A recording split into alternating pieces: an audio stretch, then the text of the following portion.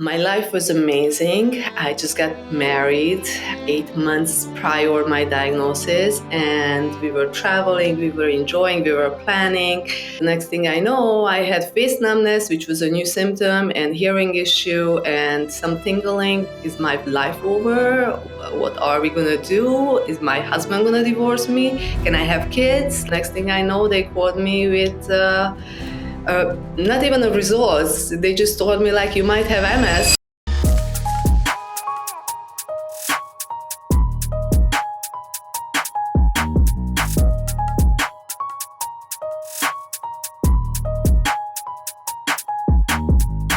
Agota Nawroth, welcome to the MS Mindset. How are you? Good. How are you? Thank you for having me. I'm very well, thank you, and you are very welcome. It's been great to be able to arrange a time that we can both catch up. I'm in miserable, cold Stockton-on-Tees in the UK at the moment, and you are in is it Long Island, New York? Yes, it's very holiday-ish already, Christmas. Yeah, that sounds wonderful. Fairy tale in New York. It's all all coming to mind now. Decoration-wise and shopping-wise and craziness going around. So it's a more stress than enjoyment so far. True. Yeah. Panic buys and things like that. Yeah, I can imagine. So it obviously gets a lot colder over there as well at sort of different times of year. Do you find that the weather and the cold air affects you more? You mean affecting MS more? Yeah. Yes and no. I feel like I do like the heat, but I also enjoy the cold as well because I'm taking cold showers in the morning. So I can't complain about the weather. Yes, but I prefer heat for sure. Yeah. Oh, okay. Yeah, so it's been quite interesting. I've found talking to different people that people tend to enjoy one or the other. I'm terrible when it's too warm. I get big flare-ups and all sorts. I'm very nice and cold. But yeah, I sort of jumped into it there. But obviously, we're jumping on because you have MS. Which type of MS do you have? When I was diagnosed, I had CIS. That's the diagnosis I got, and I didn't check it lately because honestly, I'm not interested of the type of MS. Yeah. Yeah, as far as I'm doing good, I guess that's why I don't really want to put like a label on the type of MS. And it's just, I feel like it's scary, like you are progressing and all those things. So I rather not know. Yeah, I suppose so. It's in the back of your mind, isn't it, that things are happening or not happening or might be happening. And sometimes ignorance is bliss. Yes. In my case, for sure. Yeah, definitely. So what was your life like before you were diagnosed then? What kind of led up to you discovering that you had MS? My life was amazing. I just got married 8 months prior my diagnosis, and we were traveling, we were enjoying, we were planning. It was just incredible. Like I felt like I found the love of my life and everything was just falling into place. And then suddenly out of the blue, I started experiencing stress, anxiety, mood swings. This was followed after a miscarriage, so I was certain that it was because of that. And the next thing I know, I had face numbness, which was a new symptom, and hearing issue, and some tingling, but I wasn't really, it wasn't lasting that long that it was noticeable. But the hearing issue was very disturbing. That's when I went to see a doctor, and she sent me to see an ear specialist. And this ear specialist, on my way out, I actually asked him if he can send me for an MRI, and he said like, okay, why not? I don't see anything wrong. So yeah, let's do an MRI. And the next thing I know, they called me with. Not even the results. They just told me like you might have MS. They told me on the phone, multiple sclerosis. And I was like, can you please spell that to me? Because I never heard. I mean, I heard it, but I never heard it in that like, I needed to write it down to Google it after. And they told me I need to see a neurologist just to confirm. And that's where it all started. Like my life just spiraling down. I'm sure everybody has something similar, even crazier stories like this. But when you think everything is perfect and suddenly a news like this hits you, it's just devastating. Like, I couldn't stop crying for days. It was that part of this is why I really understand people newly diagnosed, because the first week, even for me, without symptoms, without going to an ER, most people end up in an ER when they are diagnosed. I didn't have to go through all that, but even for me, it was such a dramatic experience. Just the way the doctor confirmed that I have MS, it was just like, is my life over? What are we gonna do? Is my husband gonna divorce me? Can I have kids? Like, what's gonna happen? All these questions. So I truly understand everybody newly diagnosed. Like, just my heart is, every time I think about them, it's just breaking. Yeah, I share that sympathy. It's I think the fact that you had to write it down and Google it yourself shows the very little awareness that there is for multiple sclerosis, considering, in terms of critical illnesses, it's in the top 4 sort of most diagnosed conditions. It's the number 1 cause of disability in young people. But we don't hear a lot about it. We often hear charities sort of, stand up for cancer or other sorts of campaigns to raise money, raise awareness. But MS kind of flies under the radar. Unless it affects your life, then suddenly you see it a bit more, and or if you know someone who has the diagnosis. So, yeah, I can imagine it kind of feels like you're being hit by a bus, doesn't it? You're just walking along oblivious, and all of a sudden your life changes. Yes, for sure. It was devastating. My dad passed away from cancer 8 years prior. So now that I look back and, like you are trying to find the root cause, the more I learned about this disease, the more I realized that, yes, there were my life, before I find my husband, my life was like this. You can read it in my story, in my book. It wasn't like a straight line and everything is perfect. So I can kind of point back when I had my first MS symptoms, probably like 4 years prior my diagnosis. But you know how the body is, it just heals itself if you are lucky. I was lucky, but if you provide the right nutrition, right circumstances, then it's easier. For me, I think I had the symptoms, but then my life just became easier and I was able to deal with the symptoms. So I didn't end up in the hospital, or I wasn't diagnosed at that time. But in 2019, that's when, after the miscarriage, after a procedure, it's just, my body just couldn't take it anymore. It was showing signs. That's what I mean. Yeah. And I suppose with the very little awareness that we have, we don't really pick up on those signs until we're almost forced to go and look into it, or go to the doctors, the hospital, emergency room.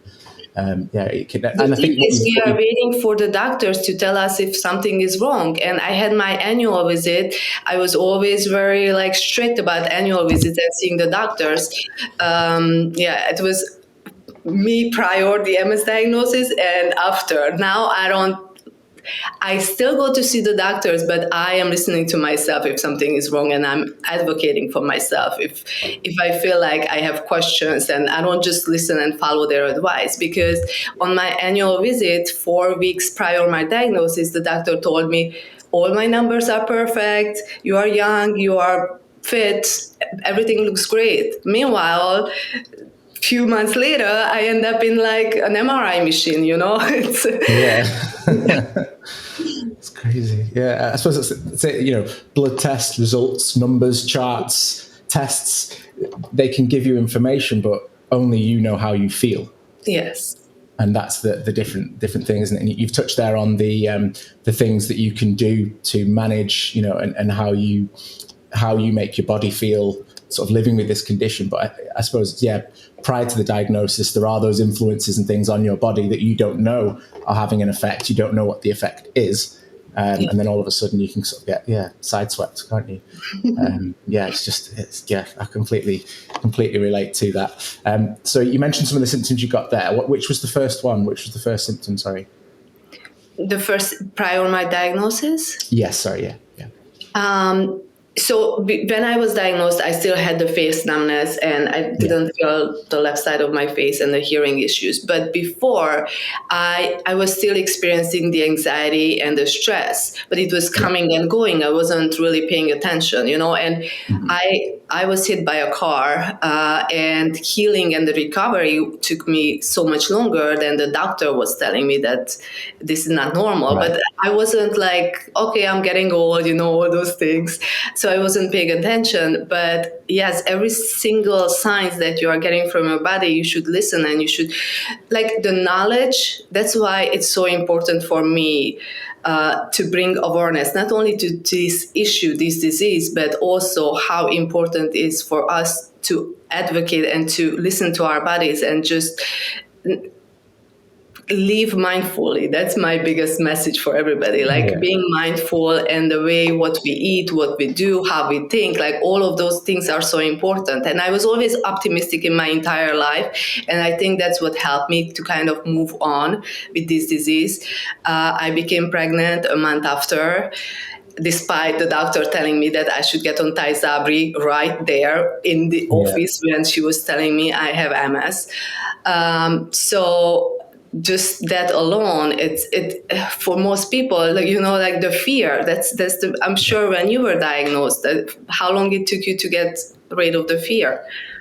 Yeah, it's crazy. No, it's because it's so unknown. We don't know a lot about it. I think we automatically kind of observe the worst case scenarios. We see a lot of very frail, weak people with physical disabilities and talking about these worst case scenarios, which are awful and do affect a lot of people. But other people have sort of said it's. I think in one of the first episodes I did with Carol, she sort of said, that's not your life. It doesn't have to be your life. And actually taking action, looking after your body, thinking about the different things that influence your body, you can, do perhaps more to keep you on the straight and narrow and keep your life heading in a positive direction than just medical intervention, which obviously can be incredibly important as well. But outside influence, I think, and it's interesting you touch on stress because it's a theme that keeps coming up. I'm a real believer that my symptoms were triggered by a lot of stress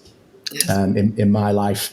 I'd sort of not that long moved, sort of left home for the first time. I'd relocated to a different part of the country. I then, I went self-employed, bought a house, got married, all these things that you kind of tick off your list. And we were then trying to start a family as well. And we had a similar experience at the start as well, which can be incredibly stressful. And that sort of chemical of stress that goes through your body, if you don't deal with that in a particular way, I think that your immune system then tries to deal with it for you and tries to get rid of it. And that's when I think, we can start to experience these symptoms, which we then just probably put onto stress. Well, I'm stressed, so it must be just due to stress, and stress is normal. So this is normal, but it's not. No, it's not. No, it's not. If you think about how our ancestors lived, they didn't really have stress. All they had to worry about is the weather. If it rains or. Other than that, not really. They had food, they had shelter, they had everything the human body needs. They had family surrounded. They didn't need a babysitter. They didn't have to worry about extra things. But awareness is the most important thing. Once you know that you are in a stressful situation, and once you realize that this is a stressful moment, you have to kind of react, change, find tools, know the tools. Those are the most important thing. And it's interesting how when I started my research about MS and healthy living, I became a health coach, not to practice health coaching, but to educate myself. And that's when I realized after 3 years, I always thought diet is number one. Like you have to focus on diet 100% because that's the number one on the list, And then about a year ago, I just had like this momentum. I'm like, no, it's not the food, it's the stress that's number one. Stress management is number one. Like if you are living in an environment where it's constant stress and you're bringing on more stress and you don't know how to get it over it, then doesn't matter what you put in your body, it's just not gonna heal itself, So number one for me is stress.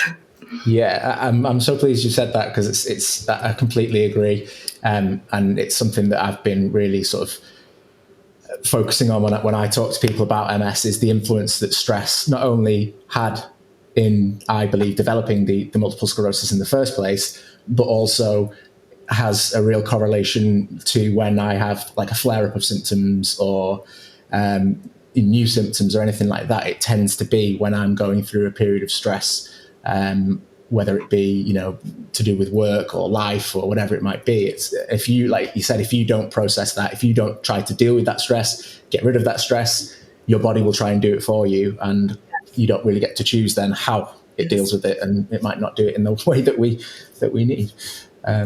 So yeah, I'm really pleased you've said that. And I think there should be further studies with people that are living with MS and experiencing it, rather than just these sort of medical trials, that we see that some amazing charities and obviously the health services are working on to try and understand and cure MS. But I think we could, speaking to people who are living with it, we're going to find out a lot more answers than just prodding and poking us and things like that.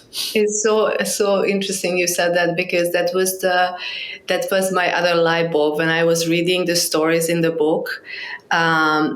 The book behind me. Yes.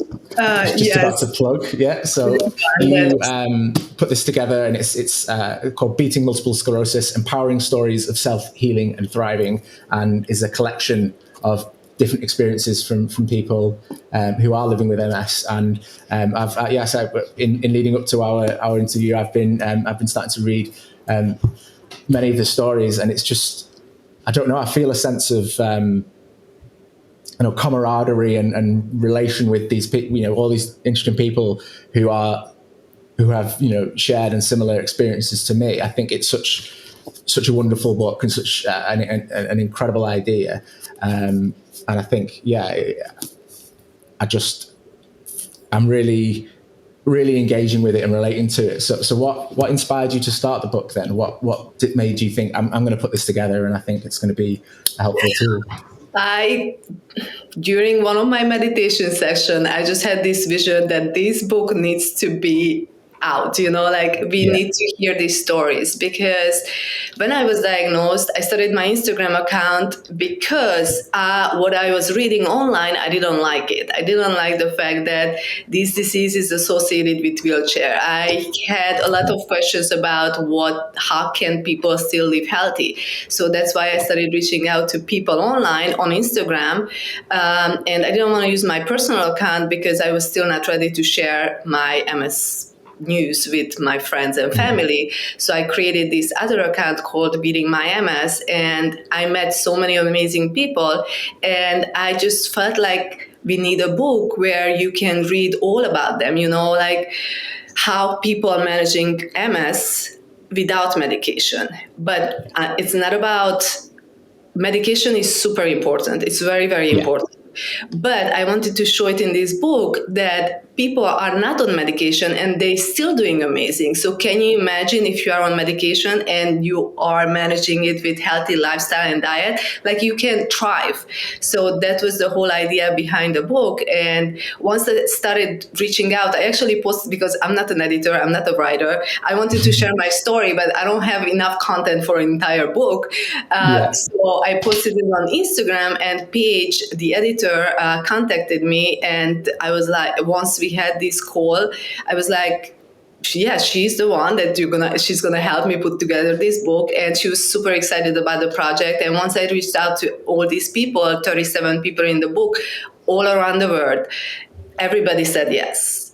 I was just amazed. This was the project that it meant to happen, because everything was just unfolding, like it wasn't work. It was a fun thing to do. But in the same time, I was crying every time I read a story, because all the diagnosis and the whole process until the awakening, until you know what to do and how to manage it, it's devastating. It's very sad. But then every story is a happy ending. So I didn't want to put out something to the world to be upset and not have hope after reading this book. This book is something that everybody newly diagnosed and even somebody who is living with MS should read, because the feedback we are receiving, the book was published in October this year. And so it's only been like a month and a half, but we are receiving amazing feedbacks, like people finding healing through these stories in a way that I was receiving from the writers. Like, it was so therapeutical to write down the story and go through the whole process and just let it out, put it on a paper and writing it out. It's very emotional, but it's healing also. So when I'm receiving the different feedback from people who read the stories, that they felt the same thing, like living through these people's life, it's actually helped them move on with their own diagnosis and feel better. It's just, I can't tell. I'm so proud of this whole thing. And I'm so happy that I was the one who actually started the project and everybody said yes to it. It's crazy. Yeah, I think you should be incredibly proud. It's an amazing idea. And I think is a real testament to the community element of those of us that live with MS, because again, I've heard numerous stories where people, as you've said, when you get that diagnosis, it's earth-shattering. Your whole world changes and shifts to the unknown.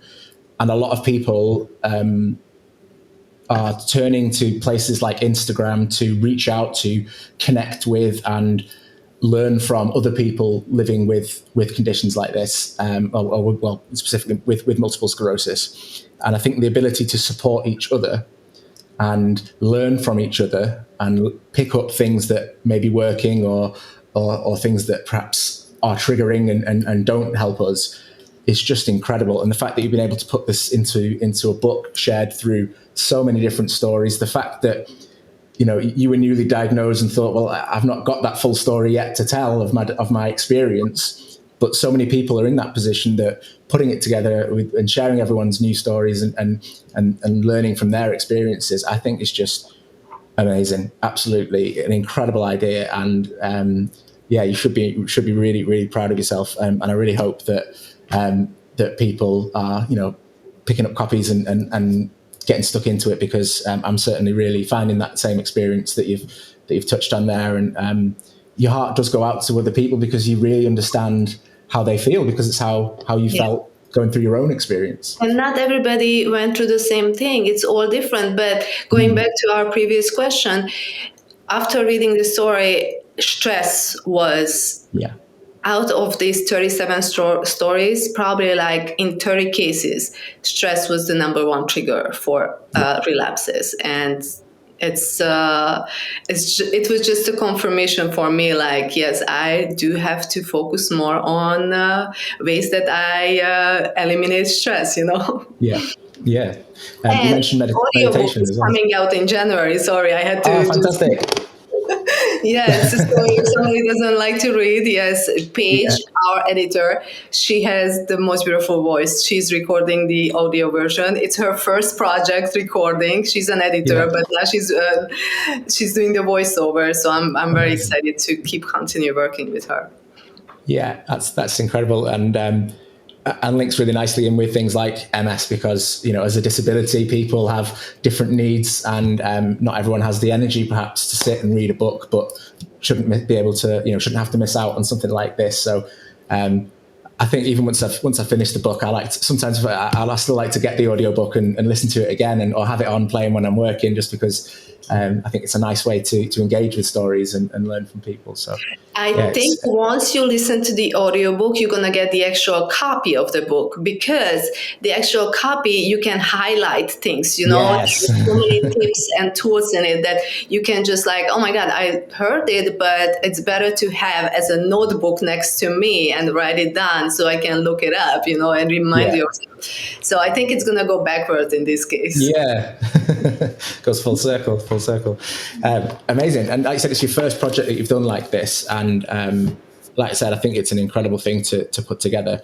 But you're not sort of stopping here. There's kind of like the next element of the project now that you want to be able to continue your support for those living with MS. So, do you want to sort of go into a bit more detail about what the kind of the next chapter is?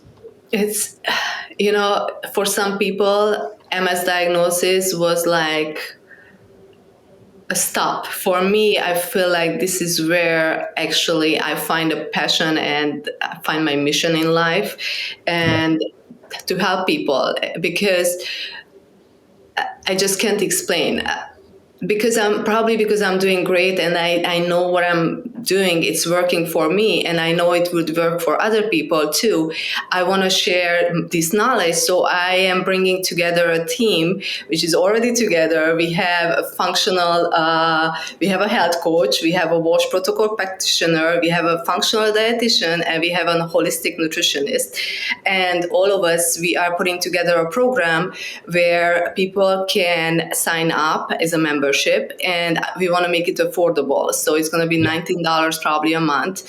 For people who cannot afford to see health coaches and see all these professionals, and we're going to be sending out daily tips for them where they can try new things and incorporate it in their daily routine or see if they're working, because not everything is working for everybody. But so these advices are coming from professionals, and for us, everybody, all these people, all the team lives with MS. So we understand you more than anybody, I feel like. Yeah. This is the program we are working on, and we are launching next year, hopefully by the end of January. And I'm super excited to continue the process of like after the book, and just I'm humbled. I can't wait for 2024. Yeah.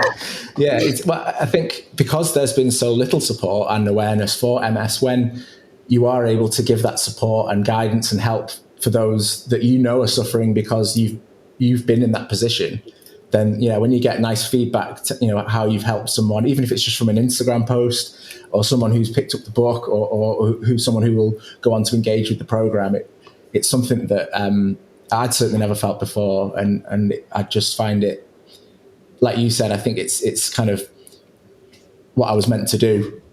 I think that there's a real... whatever you're doing, it's amazing too. Bringing awareness and talking to all these people and sharing, that's so important too. So people feel like they are not alone.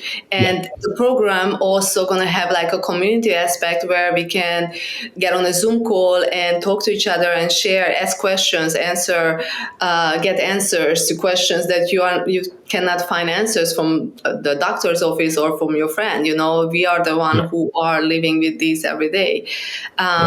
So I'm very, very excited, and congratulations to you too, because I kind of want a shirt like you are wearing right now. Thank you. Yeah, I am sort of trying to figure out at the moment how I can get some of these out to some people as well. So you have to watch this space and keep checking the post box. I'll try and get one out to you. I'm really pleased with the feedback that I've had from particularly the podcasts and hearing from people. And building, like you said, a sense of community. I think there's such space for more advocacy and community and collaboration between, different people across, whether it's Instagram or projects like the one you're working on now, because there's just such a need for it. And I'm really pleased every time I discover another page or person or website that's trying to do something like we're doing to help people, because there's a need for it. But I from the feedback that we've seen already, it's just it's just so well received and wanted, and making sure people know that they're not alone, because that, I think, certainly for me, when I was first diagnosed, your family want to be there for you and colleagues and friends, but they don't really understand. It's incredibly isolating, and you feel very, very lonely and a bit lost, I guess. So to have a community aspect and to collaborate and unite together with those that really do have an understanding of what you're going through, I think is just incredible. Yes, and just the assurance that you're going to be okay, you're going to be all right. This is not the end of the world. It's people are living with MS for 20, 50, 60 years, or 100. Like my plan is to live 120. So I am not giving up.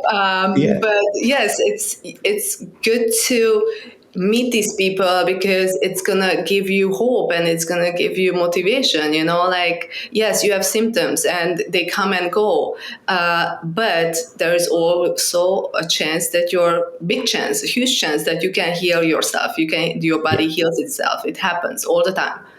Yeah, and even if the condition itself doesn't go away, the symptoms and the debilitating symptoms that we live with can be managed and can be limited through things that we can control, like stress, like diet, exercise, things like that. So giving some people that hope. Stories, actually, not only Terry Walls is the only person who get out from wheelchair. I have stories in the book that people were in wheelchair and they are not in wheelchair anymore.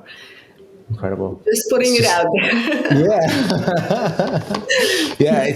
I think Dr. Walls is the one that I think people tend to sort of hear about the most. And I'm looking if I'm going to be speaking with Dr. Walls in a couple of weeks, so you have to send me any. She's incredible. Whatever work she does, it's just.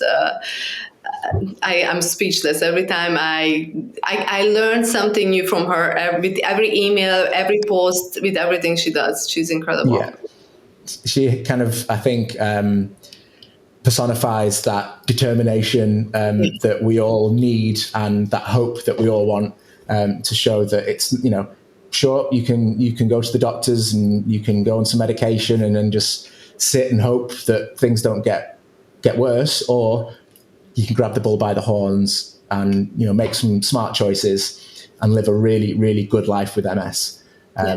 You just have to sort of step up and join the gang, as I like to say. So, at the time of diagnosis, what were you doing in terms of work and things like that before you kind of moved on to look at projects like this one? What was your life like? I'm still working as a graphic designer. That's my full-time job, kind of, with the 2 kids. Now I have 2. 4 years, a lot happened. And yes, I'm still working as a graphic designer. And now I'm fully focusing on this program. And this is my passion. This is my life. And the more involved I am, it's also a good reminder. And the Instagram account that I was talking about, it's actually... in the beginning, it was a reminder for me to be strict with my diet, to learn more.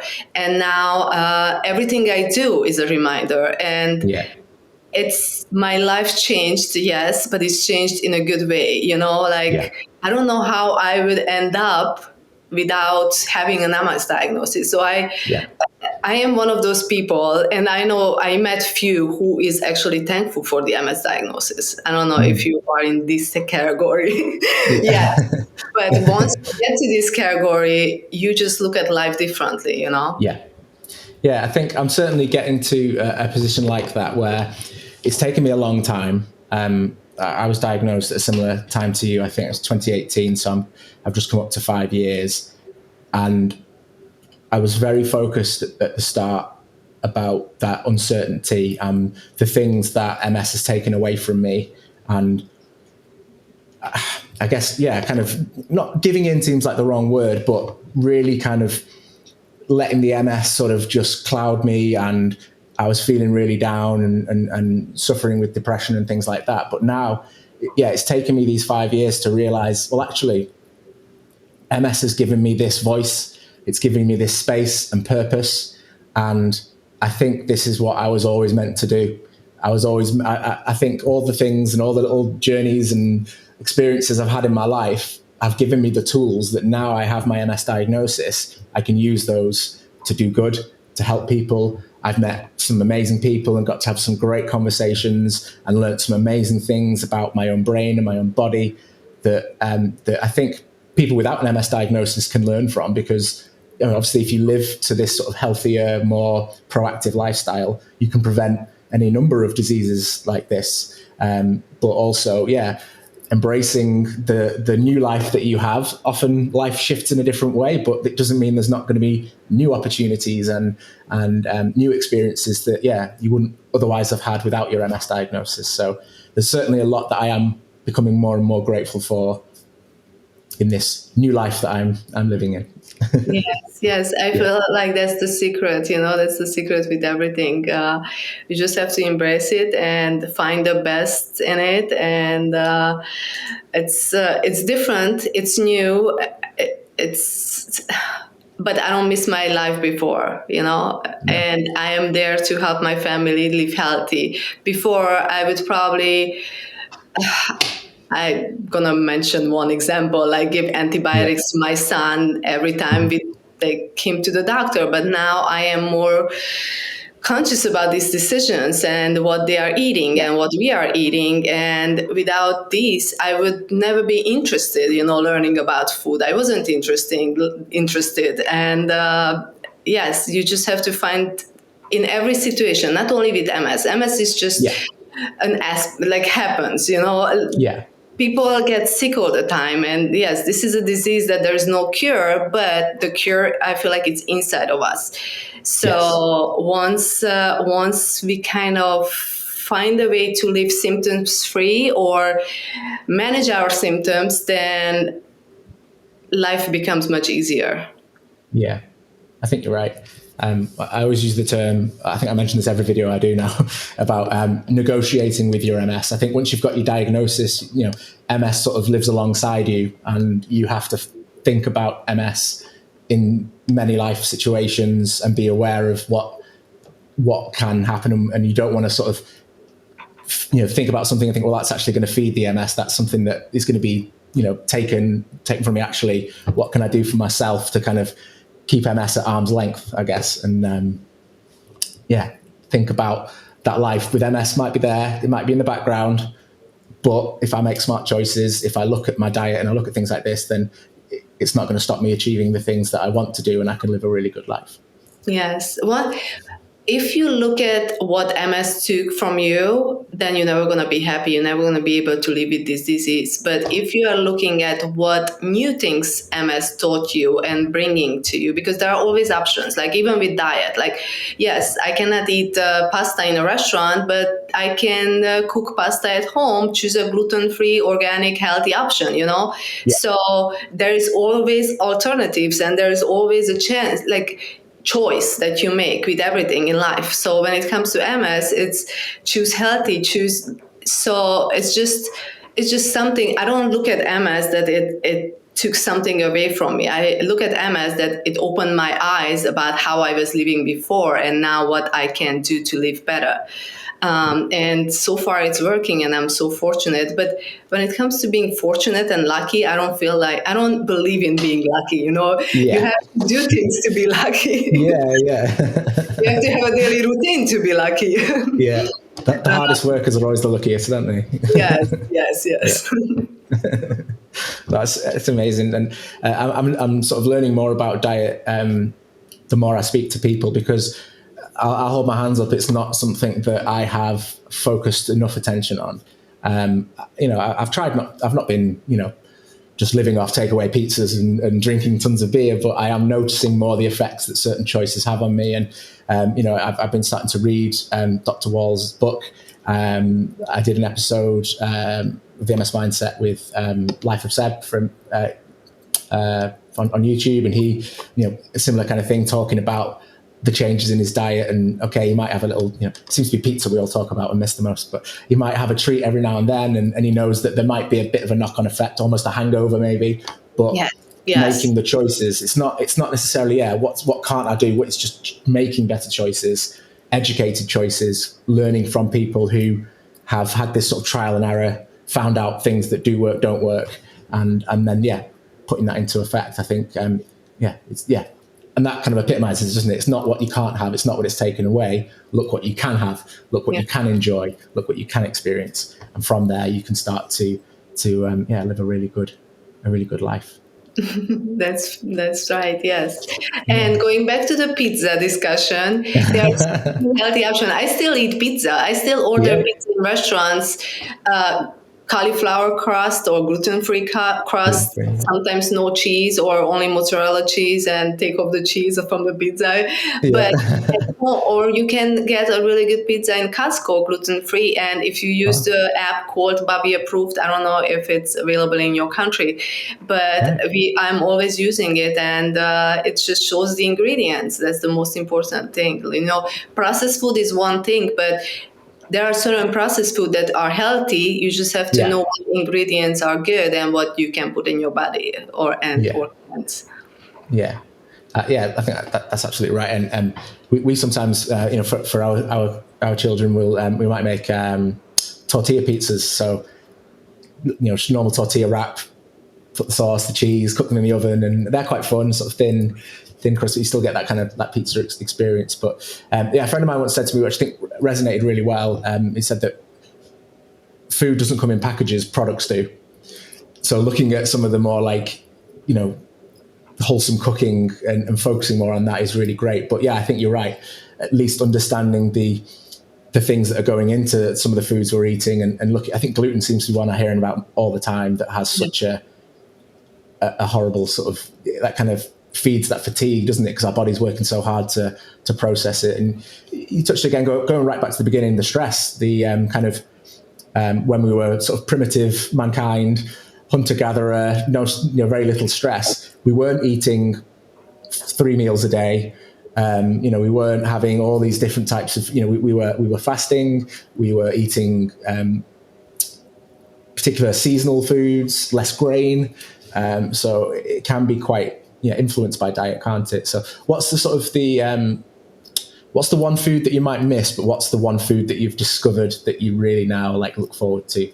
I don't miss any food. I feel like I find alternatives for everything. And it was hard in the beginning. I'm not going to deny it. It's super hard to figure out what you can eat. But my life became, I feel like I became this researcher. I'm constantly educating myself. I'm constantly learning. Everything is changing. My opinions are changing about things, and I recently just discovered that folic acid, for an example, that's what's sprayed on fruits and vegetables and all the products. That's why it's better to buy organic, because folic acid is basically, that's what you're supposed to be taking during pregnancy also. It's in the vitamins.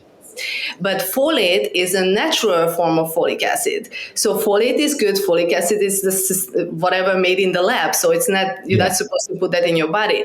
But the whole point with the folic acid, which I had one, this is when brain fog kicks in. I still have MS symptoms.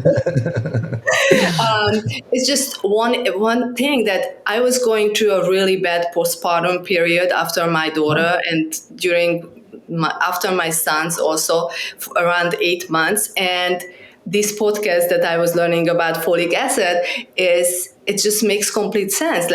It talks about how folic acid contributes to postpartum, and all these ingredients that we are putting in our body, it just changes our chemicals. And yes, your point, that's the point I was making.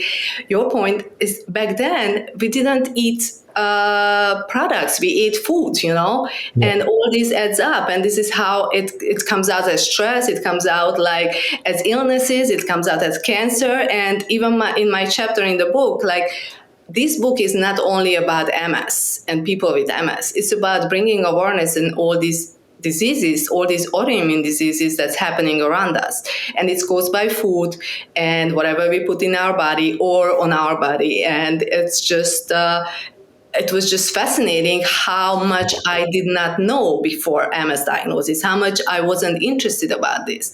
And I grew up in a farm, basically. My mom had chicken and pigs and name it, we had it. And we never ate processed food. And I was the healthiest kid. But once I moved to this country, and I love this country, I love living in New York. Nowadays, I would probably love living in the forest too, but but growing up, it was just so, the lifestyle we was living, it was so much healthier than the lifestyle we are in now. So, but we still have to find ways how to bring that back and how we can manage that part, You might have more choices now in terms of I can just nip and get way a quick. Too many choices, and we need to educate ourselves. What are the good choices? Yeah. Yes, we can make the right choices. Absolutely. So where did you grow up then? Where did? I grew up in Transylvania, Romania. Oh wow. Yes, I moved to New York when I was 21, and I was diagnosed when I was 35. Wow, it didn't take long then. Yeah, yeah. So what was you mentioned then the farm? So you had all sorts of options and naturally grown. I think there's like the things in there where, I can go to the shop now and get asparagus, strawberries, whatever it might be, but they don't typically grow in this country in this time of year. So you would only really be eating the foods there that you could grow at that time. And back then, yes, but nowadays, obviously, the farmers markets are closed during the winter, so you have to cook whatever you can find. We're not growing tomatoes and cucumbers, and we don't have potatoes stored in our basement, like I used to. But we can still make good decisions, good choices when it comes to that, and supplements and all that. So yes, life changed, everything, the circumstances changed, but there are ways that we can live in the present. Yeah, absolutely. And I think things like the fact that we have, the social media, the internet now to kind of connect us all together and share these tips and advice and experiences means that we can make those smarter choices. And I'm feeling really inspired now about what I'm going to make for my tea, and I'm going to try and get some healthier options and look at some look at the things I'm putting in my body, because that to me is really empowering. And it's not, I think, with, like you said, with MS and living with MS, we think about these limitations that we might have, but actually sometimes you can feel empowered and think, no, I'm going to take control now. I'm going to make these choices and these decisions. And I think perhaps going back to that feeling of when you are newly diagnosed, and you do feel very alone and lost and scared, you don't feel in control. You feel like you've got this thing now. You're going to have it forever. There's no cure. It's going to be horrible. But looking at things like this and decisions and lifestyle changes becomes quite empowering. And therefore, actually, you're taking that control back. Yes. For sure, yes. And once Dr. Wall's book was the first one I read, and that was enough for me to realize how bad my lifestyle and my diet was. And once I started changing my diet according to her menu or protocol, it was hard. And I should have, I just jumped in, I just wanted to fix my hearing, my numbness and everything. And it lasted actually 6 months. It wasn't just an overnight thing. It's not like you start eating broccoli and you're going to feel amazing the next day. No, it's not. Because then you include pizza and then you have a hangover, like you mentioned. I have food hangovers all the time if I eat sugar or if I eat something that I'm not supposed to. Your body tells you if something is off. If you put something, it takes 24 hours. Or maybe 2 hours, depending on the person. But yes, food choices are very, very important. Yeah. It's like your body's saying, hang on, I'm going to need a bit of time to deal with this. Whatever you've just given me is going to take a bit of time now. I don't like it. Give me a sec. Yes. Yeah.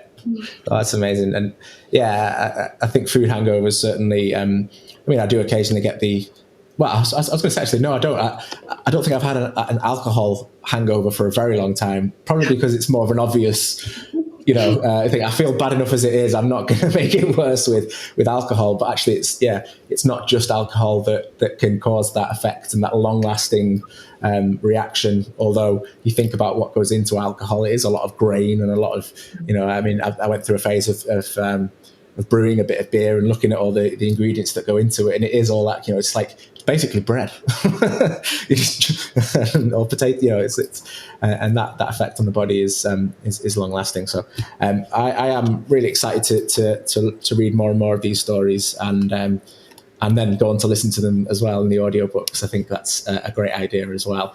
And your project sounds fantastic. I'm feeling a lot of synergy here as well in terms of the projects that I'm working on. So I'm so pleased to know that there's so many others out here now that are trying to do more to support people. And I'm sure, and I'm hopeful that there'll be some opportunities to collaborate and work together, perhaps to spread the awareness and to point people in the direction of the support that is out there and empower those people, because I think that's really, really important. There's a couple of questions that I've sort of ended each discussion on that I'd like to ask you, and they're quite similar questions but from a different angle. And firstly, it would be, what if you could go back in time and talk to yourself as you got that diagnosis? What would you say to yourself? What would you say, having just got the news that you've got MS, knowing what you know now? That I'm gonna be okay, and try to learn about meditation and mindfulness and take a course on it right away, and just start every morning with positivity and optimism, because that's what determines your future. If you wake up and all you can think of is like, my leg hurts, my symptoms, I'm not getting better, I'm getting worse, then you will get worse. But if you think like, all right, this is it today, tomorrow is going to be better, or maybe the afternoon is going to be better, like that, just small mind shift can do incredible things. And that's why I feel like the program we are working on is so important, that this is the reminders that you will receive every morning, how to turn that switch on and just think positive, Yeah. Remove that stress from your life and replace it with I wish back then I was still optimistic when I was diagnosed, but I had no idea how to manage stress. I had no idea what to do with stress. Nobody gave me the answers. I saw a functional medicine doctor, and yes, she gave me supplements. She told me about diet. Actually, she was the one who recommended me the book called Stress Less, Accomplish More, which I recommend everybody to read it. That's where I learned how to meditate. And those things are so life-changing, and a lot of people, they don't know about it. They don't believe in it. That's the problem. They don't even want to believe in it. They think it's BS, and it's not. Yeah. It's really working. No, absolutely. I think particularly when you look at diet, meditation is a big one. I think for me as a man as well, looking at meditation, mindfulness, yoga, even things like that, they're not typically associated with, I should be a man, I should be out to work, and I should do, and I don't know if I'm getting into a whole different area now, but I think, embracing the fact that we live in a universe and a world, a planet that gives us so much, and connecting with that and connecting with the earth and ourselves and how we interact with that does amazing things. And I've been starting to do more and more meditation, and it's done so much for my anxiety levels and my stress and my optimism, I think, as well, which is really important. So I'm really excited to see what your program, how that kind of comes to fruition, because I'm sure it's something that I'm going to be jumping on and wanting to be a member of, because I know it's going to help me. Sign up, not sign up, but join the wait list. They can go to healingjourney365.com. Healing Journey, right. Fantastic. Well, I'll make sure I leave all the links in the comments as well, to make sure that everyone can get involved. I think it's something that everyone absolutely should be doing. The last question, like I said, similar to the first question, but it would be, what advice would you give to somebody else who is newly diagnosed and perhaps has stumbled across the podcast now and is feeling a little lost and not sure what to do? Come to one of our Zoom meetups and just meet other people who are in the same boat, and meet people who are actually thriving with MS, and find hope there, Join social media groups, follow people, learn about the disease, but not necessarily about the disease, more like focus on how to heal, what to do to heal, the food, the diet, the mindfulness, whatever we were just talking about. That's very important. So don't just wait for people to tell you that you have to get on this medication or do that, because you can still do that. But if you don't do other things, medication is not going to cure you. It's not going to help you. It's just going to slow down the progression. But if you do other things, diet changes, lifestyle changes, those all can contribute to a better health, and just to look at the disease differently. It's so important. Yeah, I think that's great advice, particularly with the medication, because I think that I'm an advocate for disease-modifying treatments. I think it's something that I know not everybody wants to, and people are managing without, but I think it's something that is important. But as you've said there, you're putting medication into a body that perhaps already doesn't have the right things in it. You're not feeding yourself properly. You're too stressed, that chemical, the medication's not going to work. So I would say it was equally, if not a lot more important, to be focusing on some of these things that we've touched on in this episode. And that's something that I think as well, if you are newly diagnosed, you can start right now. Yes. You don't have to wait for months for appointments to find out what you don't have a diagnosis yet. There is no harm doing it, changing your life, changing your lifestyle. Anybody who watches this podcast should do that. Period. Yeah. No, I think absolutely right. And I hope that people do resonate with that and make some smart choices, because it's a really, really positive thing. And if anyone does have any questions as well, of course, I'll leave links to your social media in the description. On YouTube, it'll be popping up on screen as well. We'll leave a link to your book, Beating Multiple Sclerosis. There'll be a link to that in there as well. I recommend everybody goes and grabs a copy, just to, like I said, join that community and feel that empowerment and feel that hope. Because, like I said, I'm not even all the way through yet, and I'm feeling really positive and motivated for it. So thank you for putting this together. Thank you. I think this is a really important book. And as I said, I think a lot of us at the start of our journey often pick up a copy of the Walls Protocol. It seems to be a book that we pick up quite quickly, or is recommended to us. I would argue that this is equally important. If it should be given to you at the doctor's surgery, I think, to yes, accompany you on your journey. Thank you for comparing the two books, by the way. That's incredible. That's amazing that you did that. But the Walls Protocol is super important. In this book, you hear about people doing the Walls Protocol and getting confirmation that it's working for them. But also, you hear, if you try the Walls Protocol and you are like, it's not for me, I can't do that, you find other examples of other diets that work for somebody else, So you cannot just give up, like, one diet is not working for me and then I'm just going to go back to my old ways of eating. No, it's not about that. It's about trying new things and experimenting and see what works for an individual, And that book is a perfect example of all these people living differently, doing different things. Fundamentally, they are doing the same thing. It's just showing you different ways of doing it. And that's why I'm so proud of the book. Yeah, and you should be. I think, like I said, I think it's an incredible thing to put together. You're right. I think, we both have MS. Our experiences might have had a lot of similarities, certainly in terms of life journeys. I think from diagnosis, marriage, kids, things like that, it's all been quite similar. But our symptoms can be very different. The things that work for you, some will work for me, some won't, and vice versa. But knowing that, it's not the end. We can, there's some smart choices and some support and people here that want to help. I think it's incredible. So, thank you for putting this together. I will leave, as I said, a link in the comments for people to go and pick up a copy, and I'll be posting it on our social channels as well, because I think it's just a great project, and I look forward to seeing where it takes you next. And for following that journey and learning more and more as I go along as well. So Agota, thank you very much for joining me on the MS Mindset today. It's been wonderful. I've really enjoyed talking to you, and I can't wait to see what you do next. Thank you so much. It was my pleasure, and I will be following you for sure. No, thank you very much. I really appreciate that.